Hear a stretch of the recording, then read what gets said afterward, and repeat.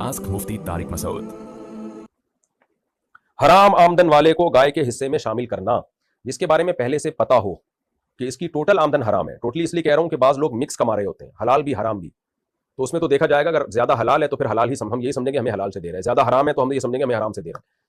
तो लेकिन अगर पता नहीं है तो फिर जायज समझा जाएगा, क्योंकि हमें बदगुमानी की इजाजत नहीं है। लेकिन अगर आपको पता चल गया भाई इस आदमी की जो सोर्स ऑफ इनकम है वो ज्यादातर ये हराम ही कमाता है, ऊपर की आमदन इसकी ज्यादा है, तो फिर आप उससे ये कहेंगे भाई आप अपने हलाल पैसों से कुर्बानी करो। अगर उसने हलाल अलग से निकाल के रखे हुए हैं वो लाके देता है तो आप उसकी बात पे यकीन कर लें। दिलों के हालात हम नहीं जानते, लेकिन जब तक वो ऐसी सराहत नहीं करता तो फिर आपके लिए उसे कुर्बानी में शरीक बनाना जायज़ नहीं है।